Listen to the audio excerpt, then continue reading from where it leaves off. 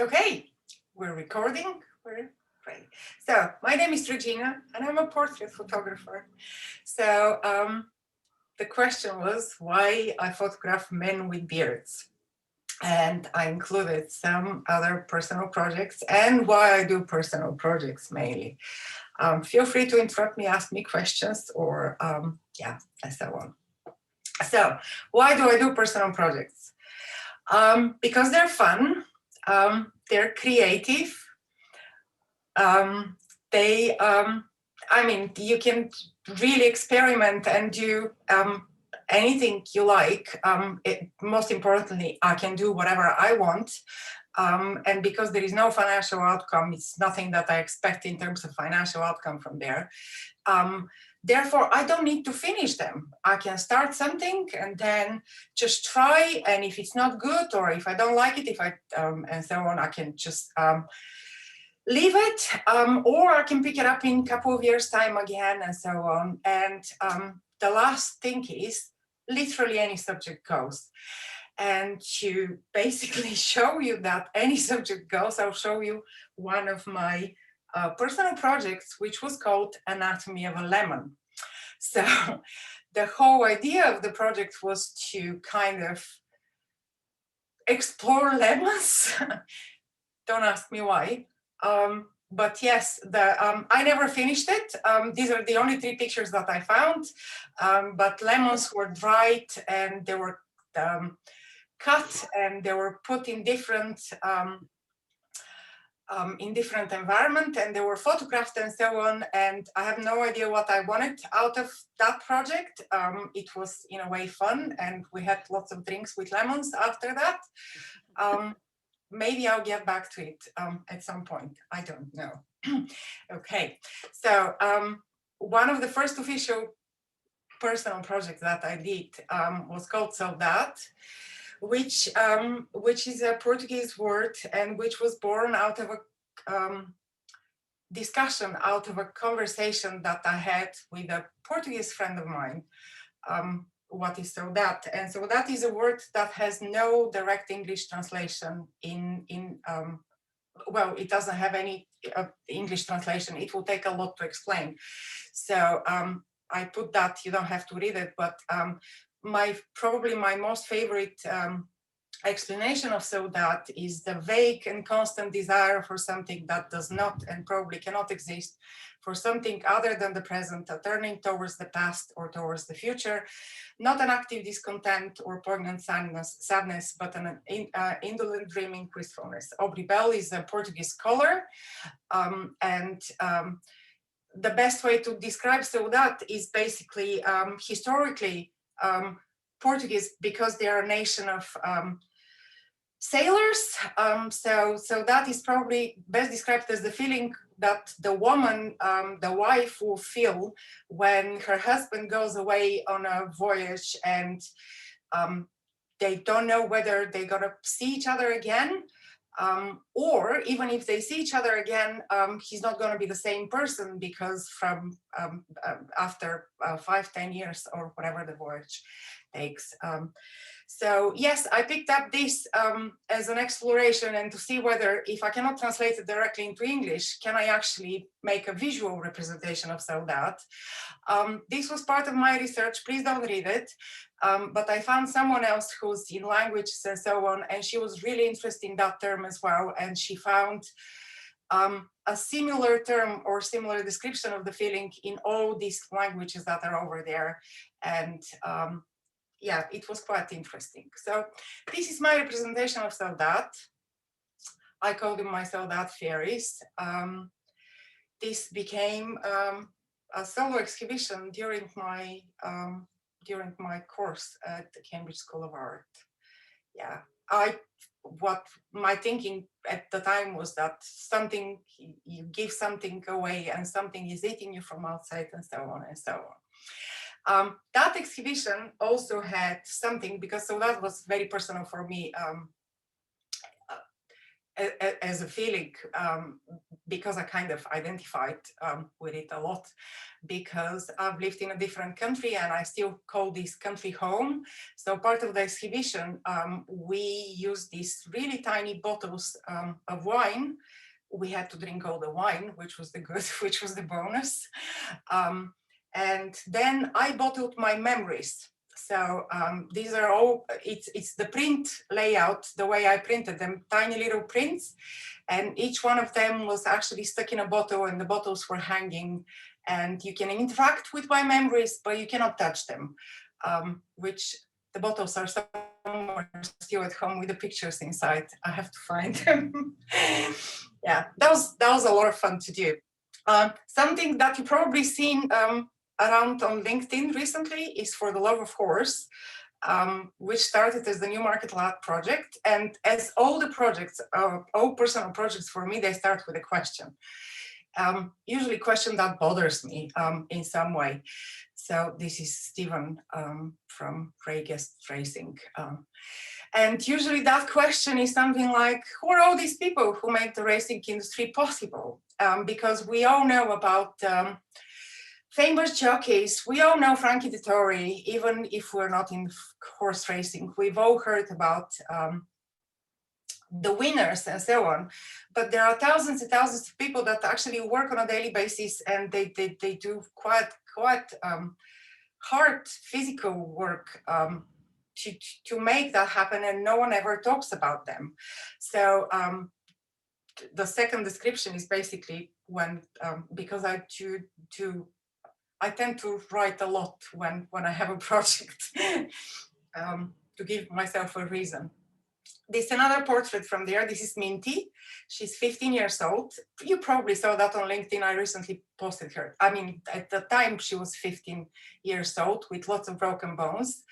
And she wanted to be a jockey. If you're into horse racing, you probably know him or know his father. He's the son of Willie Snaith, Derek.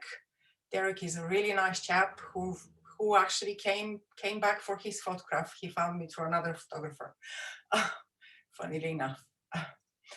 From that project, that project started because I used to work with Racing Welfare. Racing Welfare is a charity that helps retired jockeys, because that's a very big problem of the industry as well, because the industry does not give a lot while you work in it, and does not give a lot when you leave the industry. I don't remember his name, but I used to go to the Racing Welfare meetings, which normally happen every Thursday at the coffee shop in their building. And you can talk to these people for ages, and they all have history. They've all traveled the world. They've all been to all different places, usually because of a horse, and so on. And yeah, it's really interesting. So, no more on personal project. Let's go to Men with Beards. John Steinbeck. I don't know if you've read him. It's one of my favorite authors. I absolutely love him. For me, he can really take a character and give it such a spin, give you such a perspective, or make you with the least amount of words to get to know that person. And in many cases, his characters were actually real persons, real people that he knew, and so on. So he loves the common people. In many books, whorehouses and prostitutes are actually a very, they're like the pillar of the community. And he's an excellent storyteller. And yes, his characters were real people, especially in Cannery Row and Sweet Thursday. This is where the whole Men with Beards started with. Cannery Row is the first book, and Sweet Thursday is the second one. But you don't have to read both of them. You can read one or the other, and so on. I copied that from Wikipedia. Please don't read it. You can just go on Wikipedia and have a look at it. Cannery Row is actually a real place. It was called something else, but after John Steinbeck's fame and book and so on, it is actually called Cannery Row now. And this is a picture that I downloaded off the internet of, well, Cannery Row. So, and the whole thing about the men with beards is about Doc. And he's one of the main characters in both Cannery Row and Sweet Thursday. And I have only 3 words about the character. And these are beer, milkshake. So Doc is the type of person that if he has a problem or a question in mind, he does not stop until he gets an answer. Or and one of the things that really bothers him is what a beer milkshake will taste like. So, so I think this is, oh, okay, I didn't include that in that presentation, but basically he finds a way to find out what a beer milkshake is. And this is where he says, a man with a beard was always a little suspect anyway. You couldn't say you wore a beard because you liked a beard. People didn't like you for telling the truth. You had to say you had a scar, so you couldn't shave.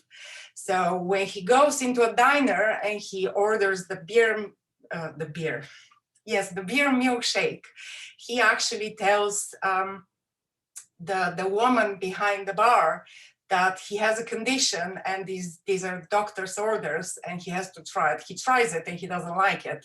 So he doesn't drink beer milkshake. Okay, so my question again for that was, what if I photograph men with beards? Nothing more than that. Oh, by the way, I forgot to say something. Doc is a little suspect because at that time, beards weren't in fashion at all. So, I mean, that kind of put the whole message here into perspective, because no wonder that they were looked as suspicious, because it wasn't the fashion to do that. So, yeah, beards go in and out of fashion. For some people, they're really, really proud with their beard, and some people are just lazy to shave, some men. And they're all different color shapes and styles, and I thought it's gonna make a really interesting subject for photography, for portraits. So, oh, by the way, I found this really interesting article about beards and the BBC website, which was fascinating.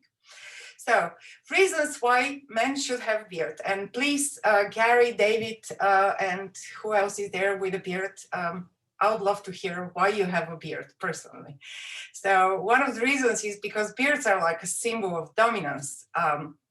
They make you stand out and they make you more masculine and more, well, dominant to attract a partner.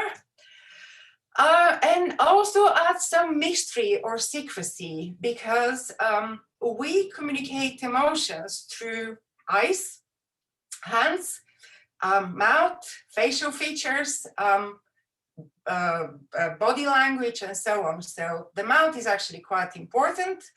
And by covering the mouth, you add some mystery or secrecy.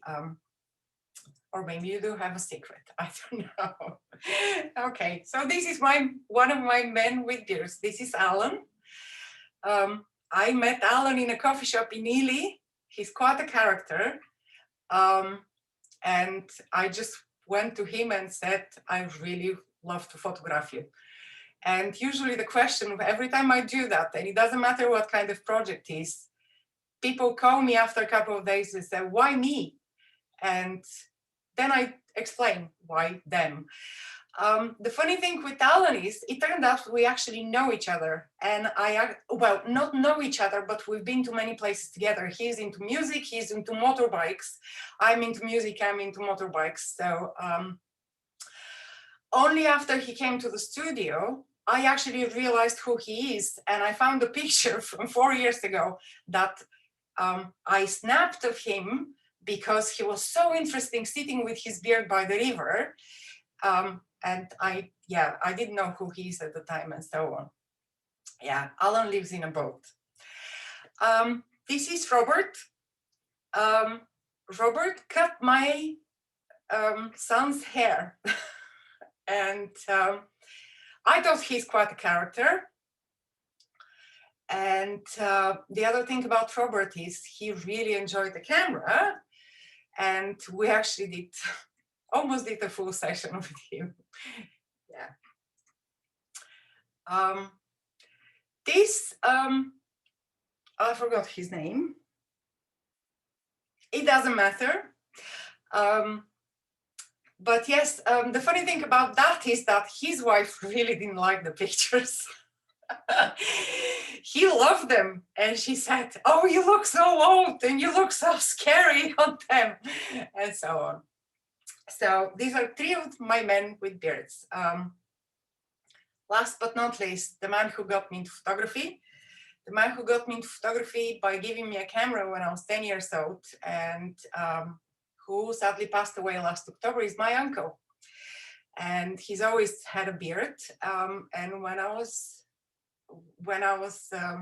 little, I was apparently really scared of him, and I was protecting my aunt, usually. Yes, that's taken on film. That picture is many years, very old. Okay, so because of that and because of Anne, I've developed a new service, which, if you wonder what if a beard will suit you, you can subscribe to it. You can go to easternbeard.me. And if you wonder what the service provides is, Dennis was the first one to try my new service. And every month you receive a picture with a different beard. So that's it. The end of the presentation is one of my most favorite quotes from John Steinbeck. Again, it's from The East of Eden.